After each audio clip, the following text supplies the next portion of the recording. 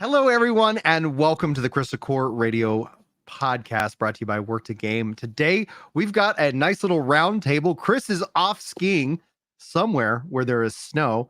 And today, we've got Kirk, aka Kirk the Gamer, my co host of Epic Loot Radio. How's it going, Bilbo? It's the week of Bilbo It's Baggins going for him. good. It's a beautiful weekend coming up here in the Shire, so I'm excited. Excellent. And coming back on the show again, we got Chili. How are you doing today, sir? I will pass on the skiing. I did my own skiing last year. No more. No more. He's checked the box. He feels successful, and then he is rocking and rolling. So today's podcast, we're going to focus in on a couple of different topics. We're going to start with what we're playing, anything that's been going on this week that stands out as we kind of round out the week in and of itself. Here, kicking off February, I think in style. We got so many games on the horizon, and I know Kirk and I just did our Suicide Squad Kills the Justice League review. You guys can check out that in the latest Epic Loot Radio podcast. But today I want to focus also on some of the games that we're currently playing. One of those is Grandblue Fantasy Relink. Kirk and I are going to be doing a review of that coming on Monday with a focus also on Persona 3. But Chili, you have been a real big advocate for this game, and so I'm really excited to discuss the pros and the cons, what you really like about it, how it stands out, why should people either should wait or buy or skip it entirely. That's going to be a big part of today's podcast. And then also, I want to talk to you guys about news as it relates to Final Fantasy VI, where the director came out and said that it would take 20 years to remake Final Fantasy VI, as we're seeing Final Fantasy VII Rebirth getting ready to roll out here in February as well. So that is the outline basically for the show. It's a conversational podcast. We're just going to dive into it. These fellas, links are all in the description as well. So if you guys are listening to the audio, or if you're watching this as a VOD later on, just be sure, give them a follow. Go check out their content. And yeah, that's the best way to spread the love around. Let's start with Chili. What are you playing? Is there anything that stood out to you this week? I mean, I've been playing a lot of Grandblue Fantasy Relink. In fact, I just finished the story last night. Ooh. How long did it take you to finish the story? Well, should we say I finished the first story, it seems. Okay. Seems there's more afterwards, but it took me about 11 hours, give or take, to beat. That's awesome. And I actually did some side quests during that, so I'd say probably about 9 to 10 hours would be about the average to beat the main story. A little shorter than the 20 hours that they said. But well, do you think it are was they counting the extra story that happens after that? No, they told me that extra story is extra above that. Okay. They told me that the extra story is another 20-ish hours after the 20 hours of the main story. All right. So we could assume that 20 hours, is total, and they were saying it like twice. They're like, yeah, we got two stories, maybe a total of 20 hours, etc. Kirk, what are you playing, man?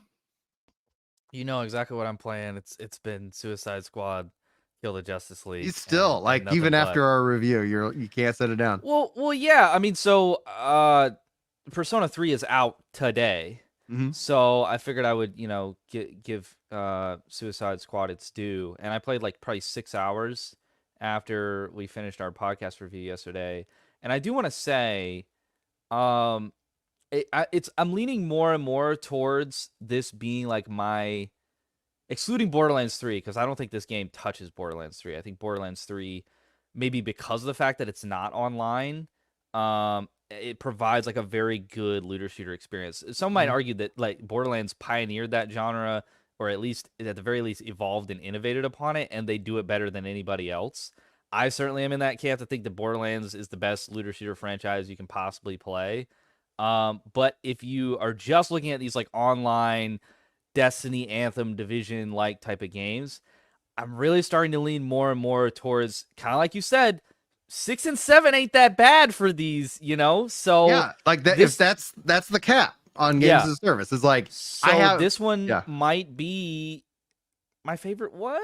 I don't know, and like not by a lot, but like. So the further away I get from the story, the more I enjoy it. Like the more that I'm just doing missions for like Toy Man and like grinding to get like currency and materials to like craft or purchase like better gun. Like there's a lot of like little cool stuff. Like once the game gives me agency, and it's not like, oh yeah, you gotta go kill the Justice League and see stupid cutscenes where the villains are being stupid villains and they're not very likable. Once it's like, oh, I get to captain my own ship, I have agency, I can go do like I spent a bunch of time just doing Riddler like missions, like Riddler. They have like time trials like for traversal to like get across the city, and then they have like hidden trophies that you're trying to find like in the Arkham games, and like I unlocked a ton of outfits doing that, and I spent like an hour doing that, and I was like, and I just had fun over the last hour. So like the further away I get from that like 10-hour story that's like, and now we gotta go here and do the thing, and now we gotta protect the tank again,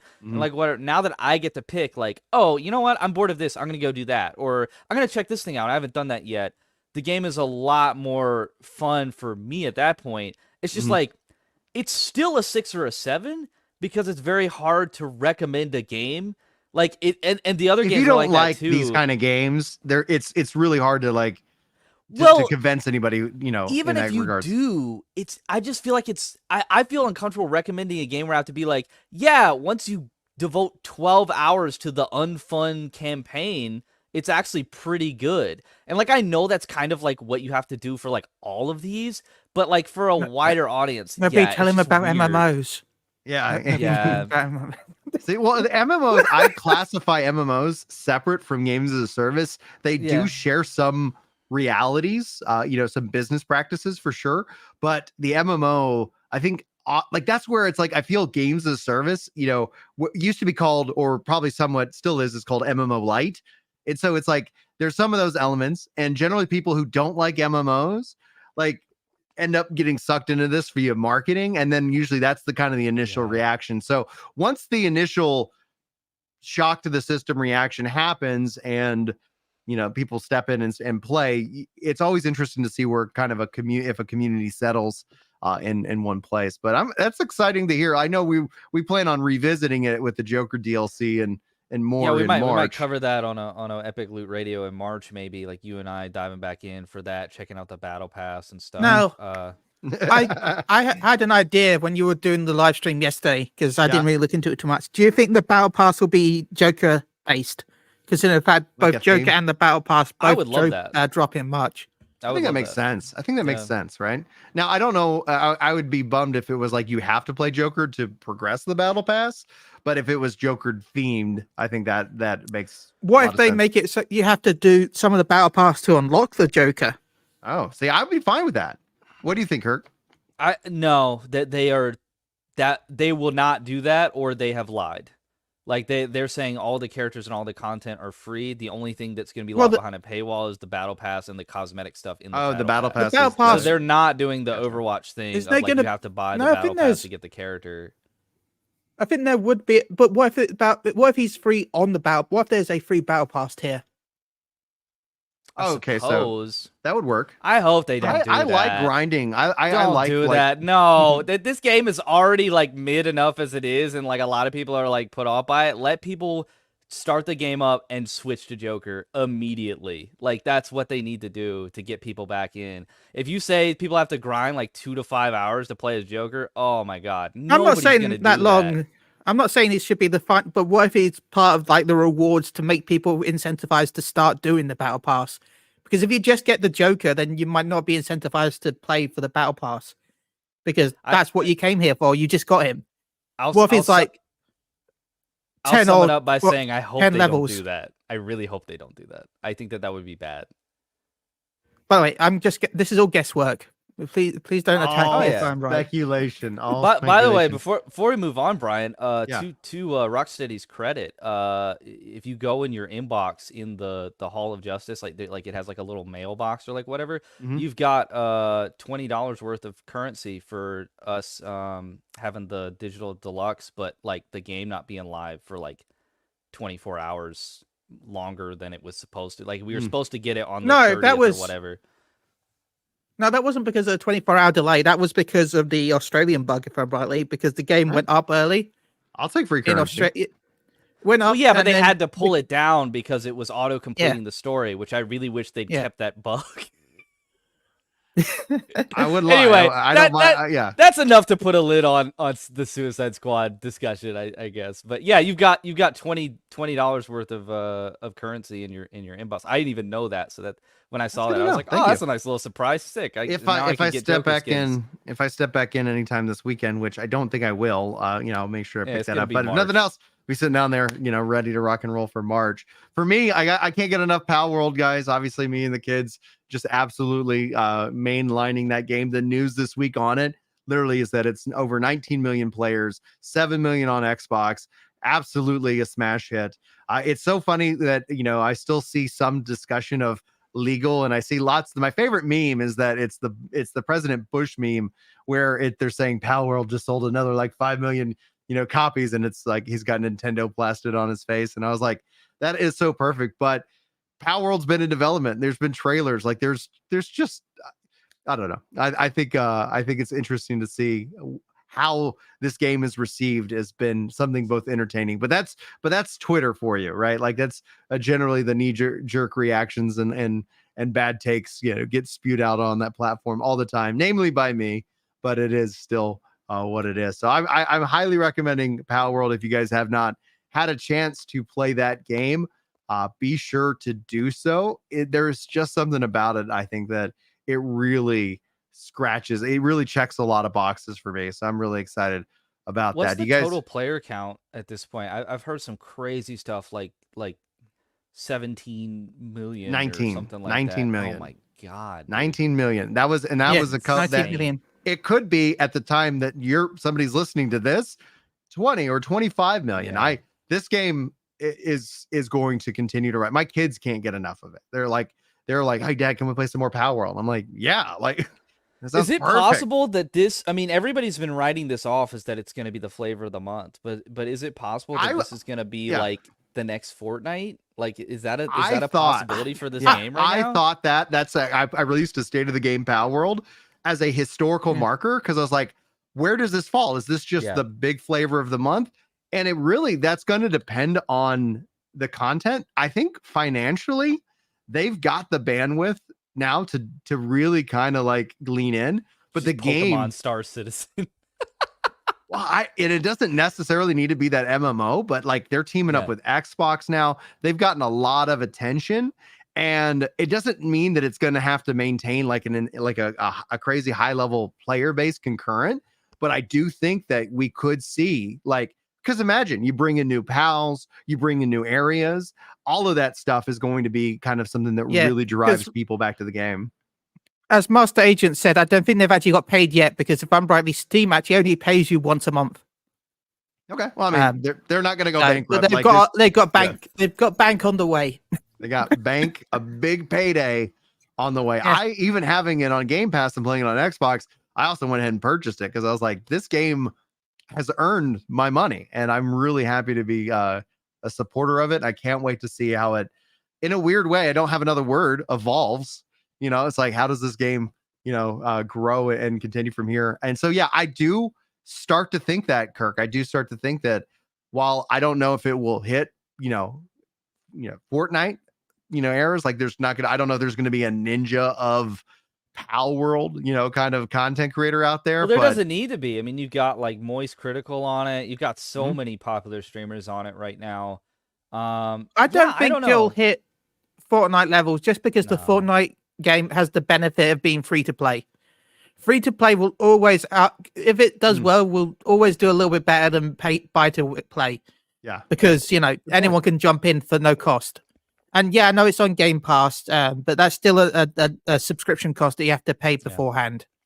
So, also, I think Fortnite just hit a specific time when there wasn't really that many games as a service titles, and they took years to like become what it is. And like it also kind of hit. It also hit at a really good time in terms of the YouTube algorithm, because you had like Logan Paul going out and doing crazy stuff out there in the world, and that made YouTube make a shift. And so like even Fortnite also was then algorithmically incentivized, because people were really excited about PUBG, but because of its more realistic visual nature, the YouTube algorithm started favoring Fortnite because of that, because of other actors on the platform and some attention that they were getting. It's absolutely insane how that kind of just popped off and continued to pop off. It's so rare that a game does that though, and it's interesting because we judge all games based off of that fact. We always say like, "Oh, game's dead. It's been a month." It's like most games, they pop in, they say hello. We all say, "Hey, thanks we played you," and then we said bye. It's a rare exception that a game month over month continues to have that zeitgeist within the gaming Right, community. but it's the problem is that that's an expectation of the suits that are coordinating True. these games to be made, orchestrating Right. these games to be made. So you have something like a multiverses or a Rumbleverse or Knockout City that shuts down because it's like, oh, you didn't become the next Apex. Yeah, no, duh. Yeah. Like being I will say, did you hear Fall about the? Guys is an achievement, in and of itself to blow up the way that Fall Guys did for just a month or Among Us. Yeah. Like these games don't have to stick around forever to be successful. Like we should If I sell probably a adjust million the copies metric. of the game I'm making, like that would be Yeah. mind freaking blowing. Like I'm like, yeah, if I could sell 10,000 copies of this game, this is what I want. This is what I'm shooting for. But man, to say like this level, and you're exactly right. Like it's interesting because it's really successes. Like what did you define it as? And so I think they probably had I don't know what their expectations were, but clearly they knocked it out of the park. And I think it's something that people should be paying attention to. So, well, I'm going to keep talking about it as long as I keep playing it. I think that's going to be my logic there. Go ahead. I think it was Rumbleverse. I'm gonna have to look into it more, but they turned the servers down recently. I think it was that they did the servers, but And they actually made it so that people can do private servers. They actually they gave out the so people can make their own servers for the game. Nice. That's nice. Yeah. I think it was Rumbleverse, but I just remember that one of the games of the service games that ended recently did something like that, which I thought was pretty cool. Avengers as well, although I think that game is still up server side, but like they basically cut out all of the like always online functionality and made it to where people can just play it like on their own with their group of Avengers. So yeah, hopefully we see more game devs doing stuff like that. Knockout City, I think it was. I think Okay, Knockout City also is ending and then promising a That's PC. cool because I never got to play that game, and yeah, so I would like to. That'd be nice. Video game preservation, especially with these kind of online games, is so hard. And when a company does something like that, I actually I get it. Enough people aren't playing it. Servers cost money. Like we don't have endless amounts of that. Like okay, but to say, hey, guess what? We're not going on. Here's the source code so people can go and host it themselves for the community that wants to be able to play it. Like we see this happen a lot with MMOs, like WildStar is fan developed and things going on over there. So it's like I'm very curious to see how that project ends up ending up. Now, any other thoughts on kind of what's been going on currently this week before we jump into our Grandblue discussion? Yes. Master Agent Miyazaki brought up the fact the Yakuza drama that happened recently. Like a Dragon, Infinite Wealth came out a couple of days ago, I think, in early access. Mm-hmm. And unless you pay extra, you won't have access to New Game Plus because it's actually DLC. Thoughts on that? Paid DLC for New Game Plus.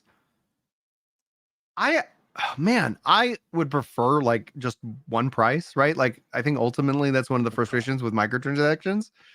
But paid DLC. So it's like, here's our game. You can play it. You can enjoy it. We're going to add some DLC that adds New Game Plus. I really hope that doesn't become a thing. I will add it is available in the deluxe and ultimate editions for free. So unless you buy those, then you have to pay. Paying for it. Yeah. That means to me, that just says that the price of video games isn't $70. It's whatever what gets you all the content. That's the price of the game. And the starter edition is a certain price. So I don't know. I hope that doesn't become a thing. I like New Game Plus, and I think that adds a lot to replay without the need for DLC. But what do you guys think? I sent you an article, Brian, about that game selling better than any of the other Yakuza games. So you might want to read over that, and we can cover that too as part of the gaming news. But as far as the New Game Plus thing, I don't know. I'm gonna have to dive into this game and play it, which you know, Brian, that I definitely intend on doing with this franchise. Yeah. With as much as I liked the prequel to this game. What I know is that I haven't played New Game Plus in Like a Dragon, the first one, but what I know is that there's something after you finish the campaign called Premium Adventure, and Premium Adventure is just like continuing your journey after you beat the game. So Premium Adventure in this game is not locked in any way. So like after you finish the campaign, you'll be able to keep building your Animal Crossing island and keep doing all the side quests that you want to do, keep leveling up your character, keep leveling up your jobs and your abilities and things like that with the like save file that you have. The only thing that they're locking behind this extra cost is just replaying the story again with the character that you already have, which I'm like I don't love that. I guess I'm like giving them a pass because I think that their games are so freaking good. But I guess it's like if it was both, like if the game just ended and then you could, because that's usually what like New Game Plus I feel like is for, is like when you beat a game and then that's the end of the game and then you like want to keep playing. So this is like not an instance of that. Like there's still the end game, like the whole end game is available for without any type of paywall. Right. And like in the last game, like there's literally a like tower that you go up that has like 10 levels or whatever, and then like a final boss, and like every enemy in that tower is like level 99. So like you have to like grind and grind and grind and grind to be able to beat that tower, and that's like the ultimate end game thing. That's like the trophy that everybody struggles with to get the platinum trophy. And that is all available like without any type of New Game Plus. Like that's all in your one save file for your your playthrough. You can 100% the game. The New Game Plus would be after that. Do you want to go back through with your high level character and like I guess have enemies be scaled to that or like whatever and play through the whole story campaign again? So like that to me does feel like a little bit additive. Like I agree. I think it would be better if every game had New Game Plus. I'm not in favor of locking that behind a paywall. I wish that they hadn't done that, but I'm just a little less incensed by it, by the fact that like this game is going to have like 100 to 120 hours of gameplay when you don't need to spend that money to have that much gameplay. So it's like I can kind of understand them being like, here's a little bit extra to your game if you want it. But like, is it bait for them to make an extra $15 a pop? Yes. Do I support that? No. Do I support them because their games are awesome and they put a ton of time, attention to detail, and effort into those games, and that's why it's finally getting recognition as like a 9 out of 10 across the board, like from all the reviews? Yeah, I do support all that. So it's like a little bit of bittersweet in the in the delectable meal. There's like something's funky about it, but I guess I'm willing to forgive them. I just don't. I would be more concerned about a broader trend of paywalling in-game content at large. That would be not good. So hopefully we don't start going in that direction, and hopefully people do speak out against it in the same way that they did about like loot boxes in like Monolith's Shadow of Mordor games, and then they were like, okay, sorry, we won't do that anymore. Like sometimes we do need to push back, and I'd be in favor. People who feel strongly about it should do that. That's fine. Yeah, I definitely speak up, raise your voice. Childy, do you have thoughts on this one? I just find it funny that the free version is called the Premium Adventure that's included. Not, I just find that a bit of a weird twist. That it's just Japanese for you. But no, I don't know how I feel about it, to be honest. I understand that there is post-game content, as I like to call it, like that you can keep playing the game, but the fact that you have to pay extra to do the stuff you want to do again, like with the characters you've already have, it feels a bit scummy to me. But that's just me. All right. Well, guys, that's a nice little impromptu. Thank you, Master, for bringing that topic to us, because it's still Yakuza. Like IGN announced, you sent me the article, over 1 million copies. That's really, really impressive. Yeah, and yet again, like people being angry about something amounts to absolutely nothing if the game is good. So if the game is good, that to be right. That continues to be the rule. Continues to be right. Like, yeah. Absolutely. All right. So now let's transition into our discussion about Grandblue Fantasy Relink. This is a game that just came out on PS5 and on Steam. It is not available on Xbox, and I've been playing it on It is the on PS4 PS5. as well. Just It as is a on note. PS4. Like I Good say, point. yeah, it's Thank you. PS4 and PS5.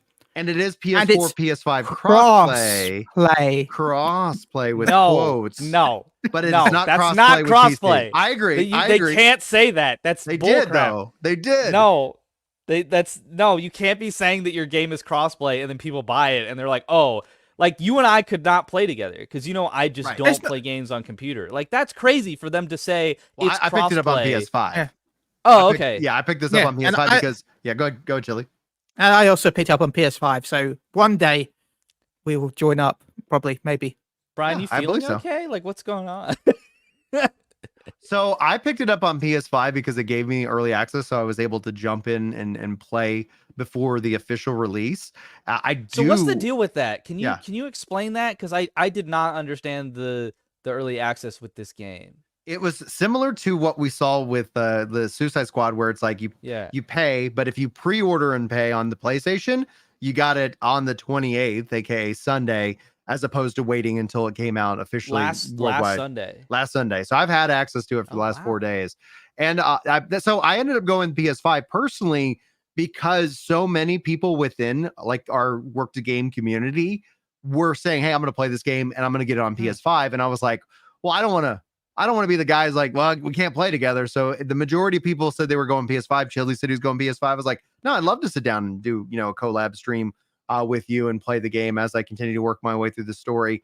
And so, yeah, I'm very excited about it. I think the game is at a loss for not having crossplay with PC because I don't see Grandblue Fantasy as like while it's a known IP among like fans.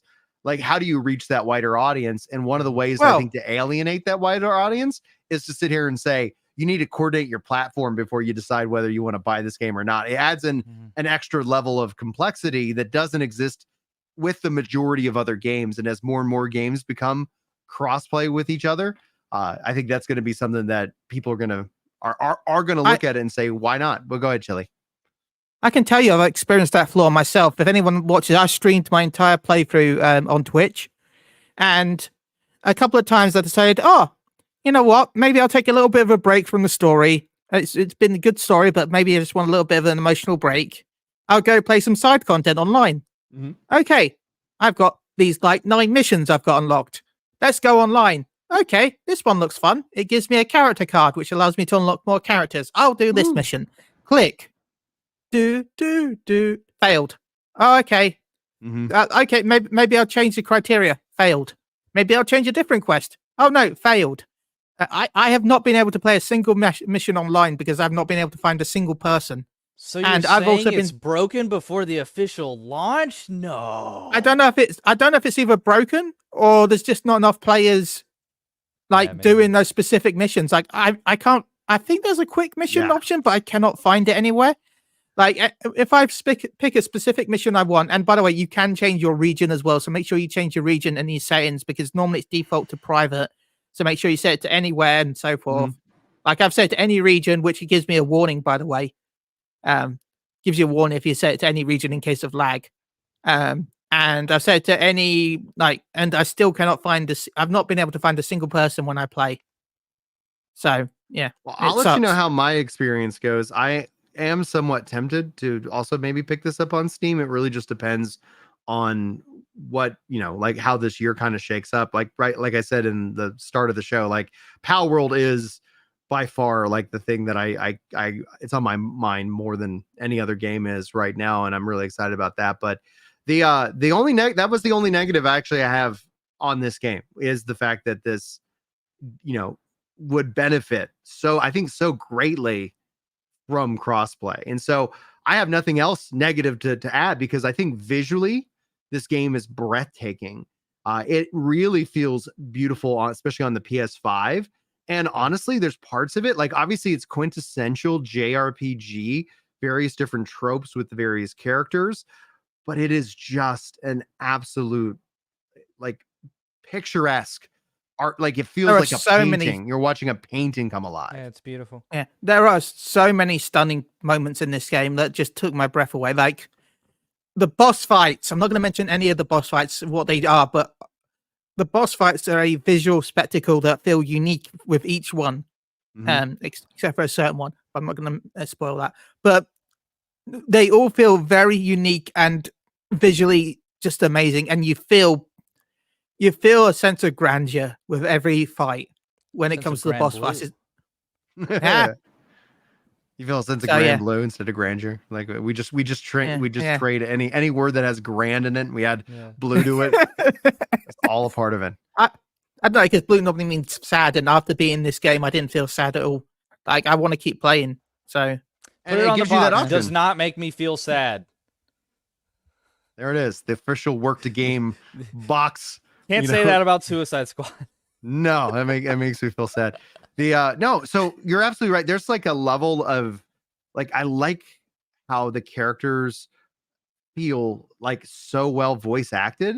I like how the characters look so well animated. And obviously I'm a big fan of this art style, but that outside of visuals, like again, like I said, this is a picturesque breathtaking experience. Shifting into the gameplay itself, what did you think about the combat, Chili? Like, and I'm just curious because how do we sell this to Kirk? He's going to be playing Persona 3. How do we sell Grandblue to Kirk? Go ahead. Kirk, have you ever played Monster Hunter? Yeah, you lost me. Like, you ever played a Monster Hunter, but you've wished it had a good combat system instead of how it's incredibly slow and clunky? Okay, you got me again. Yep. That's what this feels like. This feels like a lot like if Monster Hunter had a very fast, accurate combat system that's not as slow and clunky as the monster. Yeah. An RPG system that you get but you experience see and that level up. you see that health bar just like, oh man, it's just like, Yeah, but if you also look these at the like level bullet difference, spongy like giant monster bosses, I don't know if it's my thing, dude. And maybe that means I'm not gonna like Final Fantasy 16, Brian. But I think the story's gonna keep me engaged on that front at least. If you're watching this video on YouTube, which by the way, if you're listening to the audio version, they're currently finding the Quaker doll in this video. If you notice, the team are level 2, and this boss is level 5. So that is why it's why it's so spongy. Once you start catching up to the level of the bosses, they become a little less spongy. Like, there is a level gap right there, and that's what's causing this to be. And this is also the tutorial boss. So, Yeah, give it as it is. But yeah, if you don't like big boss fights like this, then no. See, like Brian, I'm thinking like this one's for you, and like Vision of Mana is for me. Dude, well, Vision of Mana is I'm excited about Vision of Mana. Okay, I'm not. But like, I'm way more excited about Vision of Mana than this game. But this game has multiplayer, and I don't believe Vision of Mana is going to have multiplayer. And see, I love games not having multiplayer, but that's not how you make content. Well, I mean, that's not how I make content. My gaming experience is I don't go out to bars. I'm not like a night owl. Video games are my like let's hang out with my friends social time, and you can but Brian, do that. I have Suicide Squad for that. That's all on you, dude. Like, that's what I'm saying. Like, the hardest review I've ever put out was for the Suicide Squad in our podcast, because I was like, oh, I want to be in Grandblue, and it's like, okay, I gotta do the work. I gotta put in the hours.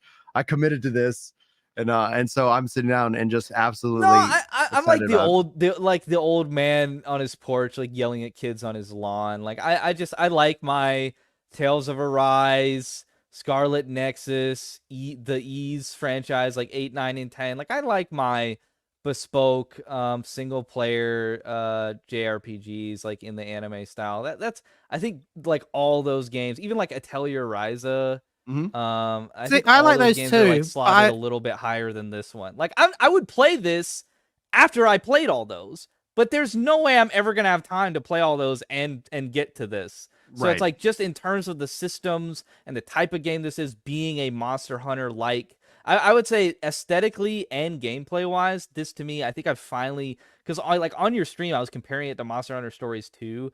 I apologize for that. That game looks terrible compared to this game. This game is gorgeous, so that was a disservice to this game. I would say aesthetically and gameplay wise, this game feels like Monster Hunter World had a baby with Genshin Impact, or like one of the Hoyoverse games, because those Hoyoverse makes beautiful artistically aesthetic games like that people just want to create art of and cosplay and like whatever. And this sort of has that sort of fidelity and polish in terms of like, you know, like you guys said, like almost looking like a painting. And then gameplay wise too, like it's taking like that character system.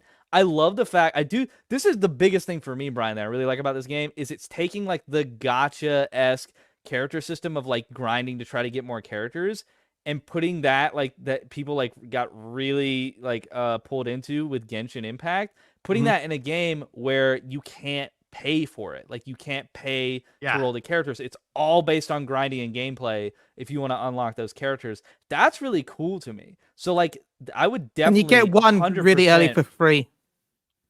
So like really early in the story you get one card for free basically, and then you gotta keep grinding for the rest. But one, but you pretty much you can when pick you say for free though, like you can't even pay for them. I don't think like there No. are no microtransactions, which There is awesome. The only microtransactions for this game are there's a bundle with a weapon and some skill points, which was included in the deluxe edition, and there's also some color packs. No, I don't think they would. Don't think they would, but no, there's also some color packs. There is. I don't know if there is a new game plus in this, but once you've beaten the game, you can actually go back to any chapter you want and then select them, and also you can see what items you've missed in that level. Like you can see any treasure chest or anything like that, secrets that you missed in that level. So you can see which levels you want to go back to complete again for loot and stuff for rewards. That's exciting. But no, there are really some. Good. There's some color packs which I don't know the price in America because UK, but in the price in the UK, the color packs are £7 each, and then you get a couple of different colors for every character that you have in the game. So. But yeah, props to them for basically making a Genshin like and taking the like money sucking gotcha mechanic, the soul sucking. Yeah, exactly. I mean, I would play this 100% before I played any Hoyoverse game, and that's not a knock at Hoyoverse. Like Hoyoverse makes amazing worlds and amazing games. I'm just not touching them because I don't want to get baited into spending any money. And this game gives you the security of knowing that like your dollar, you can't even invest money into it. Like it's just about gameplay. It's just about that experience. So props to them for that. I hope that it draws a lot of attention, and it already has. I tweeted out and tagged you in it, Brian. It's setting records for like what that studio has done at the very least, and I forget what the number was, but it was pretty good on Steam. Like it's selling quite well. I think they're probably going over what their ballpark was. So I hope so. I really want this game to be a success. I want people to be able to check it out and play it, and that's where like for me, one of the things I keep coming back to as I've been playing through this game reminds me so much of maybe my PS1, PS2 era childhood growing up, but it's evolved to a point where it's just like absolutely breathtaking and stunning. And so what do you guys think about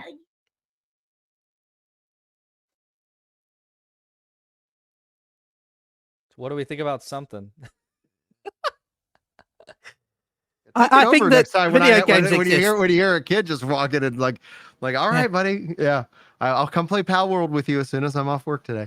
So what do you guys think about the like who is this game for? Like Kirk is not on the fence. He's not on board for a $70, or actually it's $60, which is like it's impressive that they're not coming in at the $70 new model price point. Can I play the demo and co-op with you? Oh, that'd be so cool. I wish that was the case, because that would be, you should play the demo. Cool. I think the fact that there is a demo, and if anybody who's like, I'm on the fence, I'm really not sure that this game's going to be for me, play the demo, and if you don't like it, then and so you have no skin in the game. I was going to try to play the demo for our podcast on Monday, just to try to be a little bit more familiar and informed with it, and like maybe be able to add some points of like, oh yeah, I like this. What's that like in the full game? Just depends, because I think Persona 3 is like a long game, and I don't know that I'm going to get anywhere close to finishing it. So that's probably going to take up my whole weekend. I hope this takes up a lot of your weekend though, because I want to hear like your extensive thoughts on it for sure. Like I really am excited to pick your brain on Monday. But I mean, do we want to wrap up initial impressions and leave the rest for the full review? I want to bring Chili back in to talk about the length of the game. We covered it a little bit in the opening of today's podcast, but as a part of this segment, you alluded to finishing the main story, and what I would say is in a very attainable parent amount of time, like 9 to 10 hours to finish the MSQ. How do you feel about that? Having spent the money on the game, and being all in, do you feel like you're getting enough value out of the price of this game? As someone who enjoys grinding, I'm okay with a 9 to 10 hour story because now I've got access to all the different features that happen afterwards. Such as I've got the ability to grind, get stuff, new sigils to upgrade my characters. Like my character isn't 100%. I actually still have to do hard mode to actually finish the skill tree because the skill tree is actually locked to hard mode. You can only go 50% down the skill tree until then. There's also supposedly an over mastery skill tree after that. There's also like you can craft and upgrade and imbue your weapons to add even more stats to the weapons. So not only can you max out the weapons, you can go even further beyond maxing the weapons to make them even stronger. And then there's builds that you have to do, like let's just say your weapon has really high damage, so you've thrown on a lot of attack. If you throw on too much attack, you'll hit a damage cap. But then you can actually get a sigil to add to your weapons that then increases the damage cap. So you can go even higher than the damage cap by going to the new damage cap. Like, I love it. There's so much to do after the main story. And again, I haven't touched the second main story yet because I finished it last night and I'm like, I've done that. I just want to do some side stuff. What does that mean? You said that twice now. What do you mean the second main story? I don't want to say too much because of spoiler territory. The game literally only. No, let's not spoil it. Well, I don't want a spoiler. I just want you to describe it for me in a non-spoilery way. Like, what if we high level mechanics? Imagine it just as an epilogue. Like you had the cutscenes, and then once you like Yakuza, you had your cutscene, you finished the game, and then the game is like, oh, but there's still these story threads that exist. Is it kind of like Nier, maybe, like with the different endings? No, I don't think it's that. I think it's more like as you said, Yakuza. A secondary journey, if you will. Yeah. Okay. Yeah, a secondary journey once you finished your first journey. That's not a spoiler because they promoted that as part of the game. The kind of the package deal. Sounds like the base story, let's just call it 10 hours, then opens up the game, like in terms of like the online multiplayer, the quests, and the farming and the grinding. Like more campaign. It's not necessarily just like in-game with in-game mission. It's like there's actually more story. There's more campaign afterwards. Okay. But I cannot tell you what the campaign's like because I haven't touched it yet. Yeah. So hopefully I'll be able to go through the main campaign and maybe even touch on the second campaign. We can Brian, I want you to play that. 40 hours of this game this weekend. Man, I have had too much sex in my life and have too many children to be able to put 40 hours into any video game within a 2-day span of time. Like, those days are gone, just bro. This weekend, by the way. And then the honey-do list. Oh my gosh! Like, there's so many things because like I was sick for 2 weeks, and then going in so I've been behind the 8 ball. So I've been trying to get caught up, and so Kirk and we've done a couple of different podcasts this week alone, and and it's just been absolutely like so slammed and so busy, and so I've got a lot of honey-do list items to knock out as well. But I will actually get some good gameplay time in with it this week. Now, Terabyte in chat says, has Worked Game spoke about the Mario RPG yet? Big fan. I'm a huge big fan of the Mario RPG. I have not played the new one yet.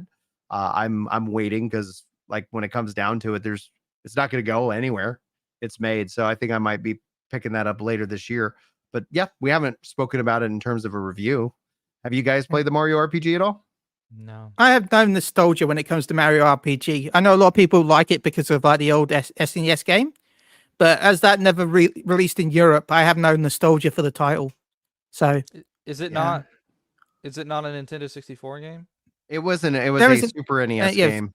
Wow. It was a Super NES game originally. Square Enix. Yeah, it was done by Square Enix. That game looked good. They had a for Fallout. Super Nintendo, because I've seen the original footage. Oh, the original looked great. Good for Super and it Nintendo. looks even better now. I thought it was like a tactics game on N64. This was the breaking point. Like Mario RPG also historically was a breaking point for Square Enix and Nintendo, because after that they completely severed ties for a long time, and they wouldn't do business with each other at all, because that's when Final Fantasy VII went over to PlayStation. And it's so wild to think about that history. And here we are years later, and finally, this game got to get remade. The other game I'd like to see brought back is Breath of Fire 1. There's some weird licensing hoops and issues with who owns what for that game, and so that's why you never see Breath of Fire 1 remade, but I'd love to see that one make a return as well. Do you guys have any final thoughts on the Granblue stuff? Because I think we can easily transition into our next subject. Well, I was just gonna add that, like, Mario RPG is just one of these games that Nintendo's putting out. Like, we're getting Paper Mario: Thousand Year Door this year. Mhm. We're getting Mario versus Donkey Kong like next month, I think. Like, I feel like we're about to have like a banger Nintendo year, and like it for some reason, Brian, I don't know why, but it's like very quiet. Like, it's very like mild buzz. Like, Well, we had the Princess Xbox Peach showcase. Showtime. The PlayStation, we game haven't is had coming. a Nintendo one yet. Yeah, but we know these games are coming, and they're like all coming in the first half of the year. Like, there's first party Princess What could be Peach, coming in the Donkey second Kong. half of this year? What could it be? Anybody have a guess? I have one. 2 ideas. You got 2 ideas? I have a super idea. Okay. I wish it was. Do you have an LCD idea? It's probably going to be LCD because they're gonna wait and release an OLED. Yeah. Well, yeah, how it's going to go is that it's going to be LCD this year, OLED next year, Mini the year after, Mini OLED the year after that. The fact you think an OLED is Tinier, coming 1 tinier. year after launch is very generous to Nintendo. That's generous to That's Nintendo. true. I would think 4 to 5 years for that OLED. No, because they want to have because it's not going to be 4 to 5 years because there's going to be like 4 to 5 different versions with the OLED and LCD. And then the color versions and I hope they do come out with a light version because that's something that I think is really I like how that works with the Switch, especially with the kids, because it's so much more durable. I like it, but I also find it strange. I find the idea okay, not the light idea itself, the idea it's smaller. It's just the fact that it's called the Switch, but the Switch Lite doesn't actually switch because it doesn't have TV out. The Switch is still a handheld, and one version of it supports TV out, and that's is a handheld system, and I think that's where Nintendo is really playing to their strengths. But that's the whole name of the system, Switch. Yeah. Switch between handheld to the Switch console. was more a sleight of hand to think you bought a console. But then you remove that feature with the light version. Yeah. So Nintendo. That's why it's like I like the idea of the light. Don't get me wrong. I think a cheaper version that allows people to play without having and it's smaller, so people with small hands like me will probably find it easier as well. But it just confuses me calling it the Switch Lite, but then have no Switch features that it had. That's all I'm gonna say. All right, so let's transition over into our next discussion topic, Final Fantasy VI. And the reason I want to bring this up because on the internet this last week there was a lot of discussion about the games director came out and said that if we were going to remake Final Fantasy VI, it would take 20 years to develop this game. And this is in the same kind of what we're seeing with Final Fantasy VII. It took them a long time from announcement to get Remake finally to come out. Here we are 2 years after the release of Remake, and Rebirth is getting ready to step into into play. And so they're basically chaptering the remakes off into how they had them with discs. And so I would suspect that there'll be another Final Fantasy VII R game at some point here 2 years from now, thus completing the trilogy. And that assumes that they don't want to do any of the additional content that they want. But 20 years for Final Fantasy VI, I think is just an interesting kind of point of discussion. I'd love to get y'all's feedback because for me, I continue to say Final Fantasy VI was I think one of the best Final Fantasies of its time. A lot of people think it is the best. Yeah. And when it's all said and done, I know there's a lot of love and nostalgia for Final Fantasy VII, and not that Final Fantasy VII didn't deserve to be remade. I think that was the smart choice. But Final Fantasy VI would be, I think, a massive contender. But they have a huge cast of characters. They're telling an insane story. This is one of the games that really defined my childhood. do you think they should remake Final Fantasy VI or just leave it into like a 2D HD? Because I think that was where the divide started popping off online. Like, don't do it as Final Fantasy VII style, do it as 2D HD. And then people would say, no, I don't want it as a 2D HD. I want it in the Final Fantasy VII style. Let's go with Chili first. Like, what are your thoughts? Well, Final Fantasy VI. My issue with the Fantasy VI being remade like 7 is the fact that it won't have the nostalgia outside of North America and Japan that Final Fantasy 7 does. Because Final Fantasy 7 was our Final Fantasy game. That was the first ever release here. Nothing before 7, apart from Mystic Quest, technically. But even that was it. That dropped the Final Fantasy title here. It was just called Mystic Quest here. There was no Final Fantasy in the name. So if you count that, Final Fantasy 7 was our first experience of Square Enix, which was very confusing for Kid Me because I'm like, right. Where's the other games? Why is it 7? Where's the other games? Yeah, and then I thought, oh, maybe it's just Japanese, and maybe they just called it 7 because there's a reason for story. And then 8 came out, and I got confused again. And you're talking about HD 2D. I know a lot of people don't like the HD 2D because of the inconsistent graphics. Because sometimes there's like really good, like specific parts of the graphics, and then the rest doesn't really go the same. And yeah, as you said, I can see where they're coming from with 20 years for Final Fantasy 6. I don't think it would take that long, but I think it would really be close to it. Well, when you think about how many playable characters, are in the game. You think about how many cities are in the game. You think about the fact that there's 2 full world maps, not 1, 2 full world maps. And all those have to be rendered in current detail. Like if you're doing a full remake like 7, where it's open world, full 3D graphics, and remember the graphics will have to improve over 7 because it's out after 7, so they're gonna have to put even more time and investment into the graphics because they did shift you're looking at 7 into Unreal Engine, which like I think that was a really interesting choice because it didn't start in Unreal and now it is, and maybe that would figure it out to where they can start to streamline the game. But go ahead, Chili. You still have 19 characters to balance, and then you have stuff like the Blue Mage spells, which every character, you got the Picto monster, which she can copy every monster. You got a Blue Mage, which can pretty much copy every monster, right? Like I don't have much experience in 6, so like with all that, and imagine just the AI involved in the Blue Mage stuff. That's it's crazy, like, and I feel like if Final Fantasy 7 is 3 discs, I feel like this would probably be closer to 5. Is my guess. If you're gonna do everything in it's a huge game.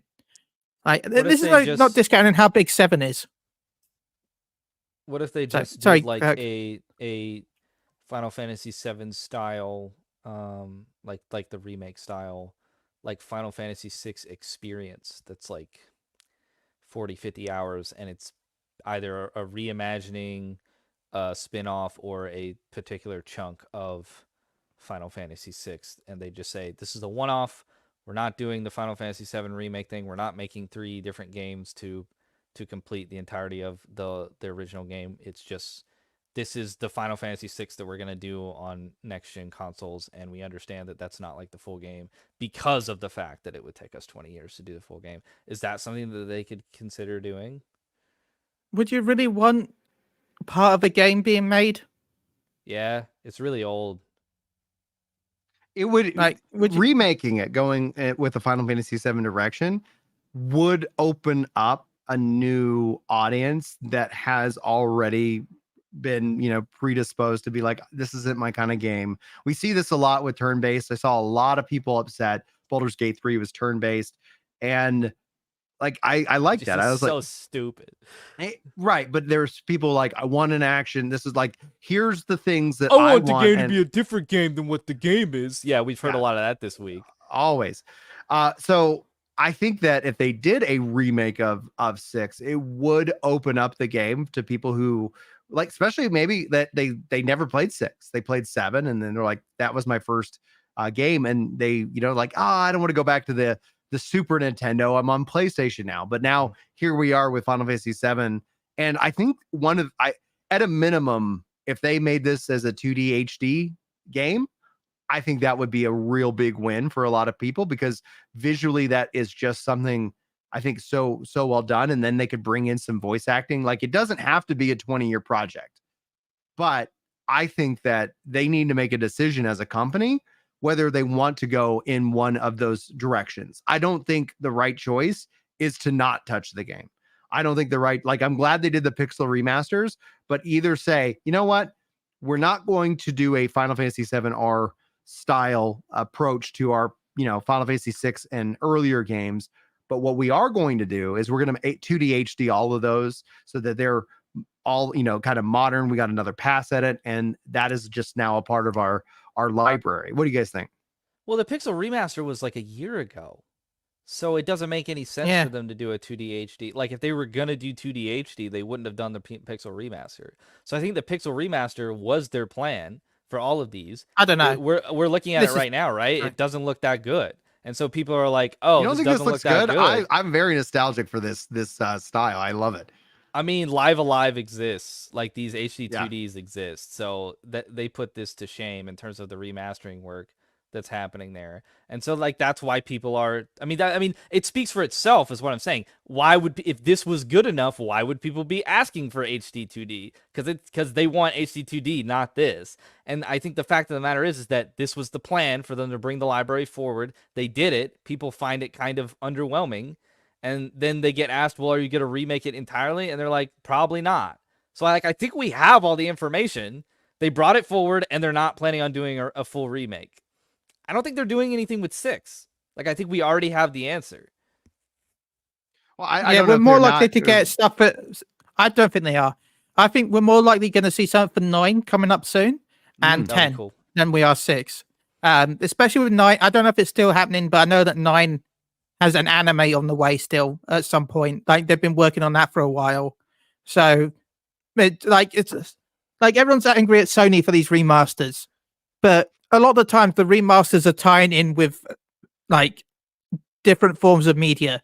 So they know that you're going to be, people are buying them. And that's like, if you guys don't like remasters, there's a, but as a society, we clearly like remasters. If they do but like Final Fantasy 6, they need to do it like Second Story R. An HD 2D after the Pixel Remaster isn't going to be good enough. They need to do something like Second Story R. You say that, but they announced Fantasy 7, like they announced Fantasy 7 remaster on the way, and then they showed off the like the upgraded Pixel kind of remaster of it, not Pixel, but the PS1 upgraded version. And then and everyone got really annoyed, and then they laughed showing off the actual remake afterwards. So they re-released the remaster, and then they did the remake. It was that, I remember that outrage. It was hilarious. As a final Who knows? thought, Maybe they did this with this. Yeah. As a final thought, Chloe in chat says Final Fantasy 6 is the 6th best-selling Final Fantasy game and the best-selling Final Fantasy game that was made before Final Fantasy became mainstream with Final Fantasy 7 and the PlayStation. So, like, for its time, like, it is an absolute masterpiece, and that's why I fall on. They have, like, I would, Alive, the 2D HD, the Second Story R, like that in and of itself, I would be so excited for. But I get the argument. And then when he talked about 20 years, my heart immediately starts to go like, what's going on at Square Enix? Like, why is their development project timelines the way they are? Do you remember how long 15 took? Yes. Well, look at 7. 7 has taken 8 years. 8 to 10 years. 8 to 10 years. Well, that's not including the multiple games, though. Not really. It's still they have like the full 7. We've only got one part of it. Yeah, but they're expanding it to where like the first part was like what, a 60-hour game or whatever. I mean, that's true. Yeah, but if this got released, it would also be multiple games. They wouldn't just release one game. Of course, they want the people coming back every couple of years. Yeah, well, it costs too much, but then you can sell it to that. Basically, the price of the game would be $150, $200, right? Like that's we talked earlier about like price of games, like the fact that Final Fantasy 7 remake series. As to remake the full game, it's $150 minimum, maybe 200. Like if you $70 for each, like 210. If I could do math, there we go. It's just absolutely wild. Any final thoughts regarding a Final Fantasy 6? Because I wanna jump into 20 questions with you guys as a fun little Live test. As Alive Coyle would be said, cool. though, the fact. Sorry, like carry on. that style Live Alive and like Octopath, like that would be cool if they did that. I don't see them doing that this soon after the Pixel remaster, but yeah, I mean if they do that, I'll probably buy it on Nintendo Switch. I'm dumb enough to do that, so. Chili. It's Square. I could see it. I could still see it, even if they really like if they announced it now. Remember, we're still waiting for Dragon Quest, so even if they announce it now, there's a huge chance we're not going to get it until like 2026, 2027 anyway. So Yeah, like they could I'll announce wait. it tomorrow, and it'll be 3 years until we actually get the HD2 remaster. Yeah, that's what Like- that's what I'm looking forward to, is that Dragon Quest 3 remake, because that's By the done in that way, style. Quick aside, have y'all seen that it's not Dragon Quest 3, but have y'all seen that new Dragon Quest game that's coming out? It looks rough. I forget what it's called, but it's like the next one. I think it's like a monsters based one, like the mechanic that Pokemon stole. Oh, the Dragon like- Quest Monster that came out in I think December or November. Dragon Quest Monsters. Maybe it came out early on PC. Yeah. You PC guys. With No, your I think it's early been out- stuff It was and- Switch, I believe. Yeah, it was and on if we're talking Switch. about the same game. Try it. Let me. I'm gonna check real quick. All right, let's Am I just check. totally wrong? All right, I want to while Kirk looks that up, I have a game in my mind that I want you to try and guess. You got 20 questions, and we'll see if you guys can get it. You win nothing, but if we ever if we want to keep doing this as a fun segment in the show, then we can bring it back. So, Chili, you first question to you, and you and Kirk can bounce back and forth, and we'll see if you guys can figure out the answer. Is it multiplayer? No. Chile, I think. you're right. Oh, yeah. Is it turn-based? Yes. Is it a Final Fantasy title? Yes. I don't think we're gonna need 20. We'll see. We'll level them up. Well, this is a good test run. Turn-based Final So Fantasy. it's not multiplayer. It has to be before 11. Well, no, but yeah. Does Unless it? you want to. 12 and 13 Is are it not current- turn-based. Yeah, but technically 7 has a turn-based option. Well, yeah, but 7 in general was turn-based. Yeah, but I'm talking about remake. 7 remake No, technically but 7 has is a already turn-based option. turn-based. It already falls under turn-based. Anyway, it's your turn to ask a question. Is it out on modern consoles? Yes. Okay. Right. 4 questions. Yeah. Did it? Hold on.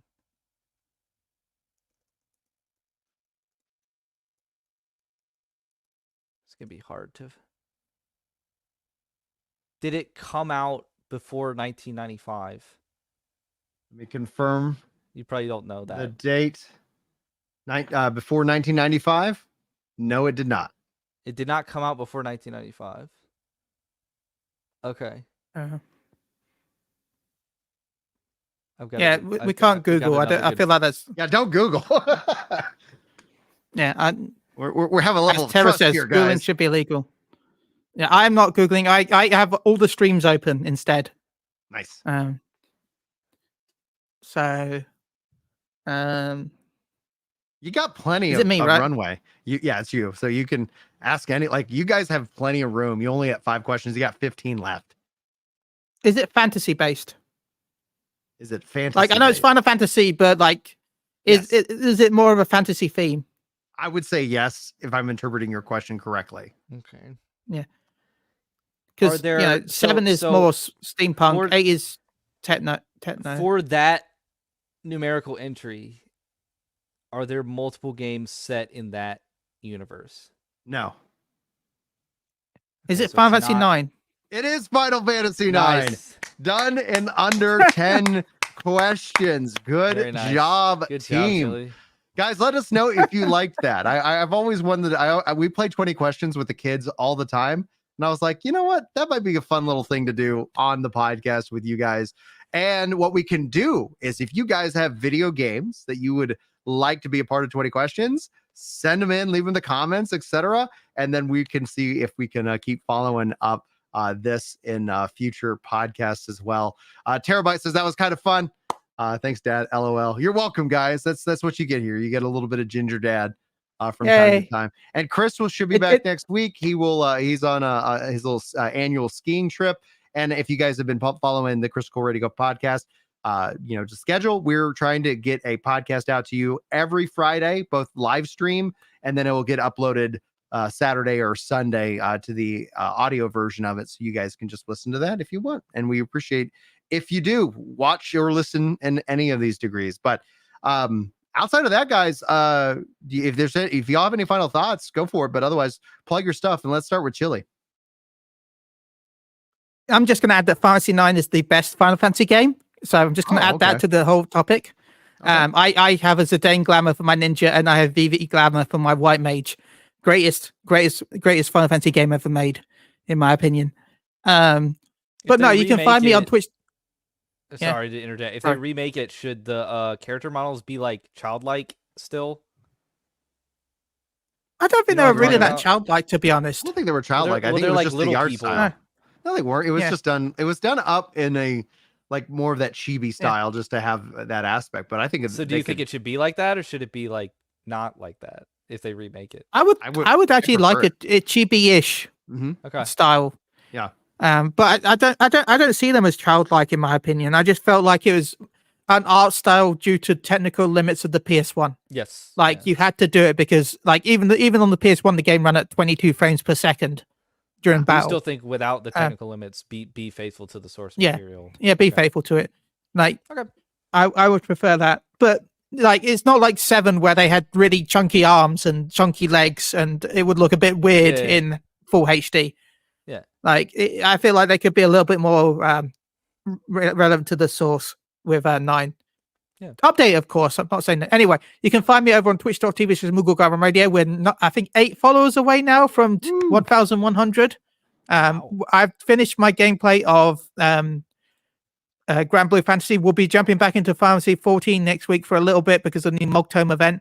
Also, my gameplay, because Brian keeps always telling me to do this, has been cut up and will be going onto YouTube over on our YouTube channel. So we've got Grandblue Fantasy content all the way until April, because I've cut it up into weekly hour-long episodes.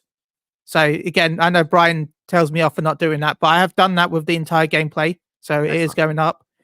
But yeah, you can find me on twitch.tv/Moogle Radio. And thank you, everyone. And thank you for having me on. Thank you for joining. Kirk, where can people find you, man? What you got going on? It's What's New Video Games for all the reviews of the new video games. We got a Tekken 8 review over there, along with Suicide Squad Kill the Justice League. Please go watch that review. It needs some love. Oh, man, YouTube has not been kind for that game because like a flagged word.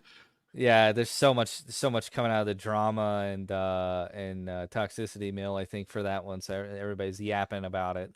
So yeah, nobody's seen my review, unfortunately. But yeah, What's New Video Games for the reviews. We'll be having a review coming out within the next 2 weeks for Redacted, a game from Focus Home Interactive, and it's an RPG and it's a good one. So I'm excited to do that review, which I got a code for earlier this week.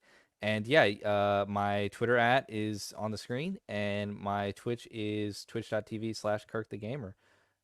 Love doing all the Work the Game content, and yeah, we're really trying to ramp up like what we're giving everybody, Brian, and I hope you guys like it. Yeah, absolutely. Thank you so much for coming on, Kirk, filling in for the panel. Thank you, Chili, and we'll be back again next week to talk about MMOs and so much more. So thank you guys so much for tuning in. Hopefully you guys all have a wonderful week, and hopefully we'll see you next time. But until then, take care.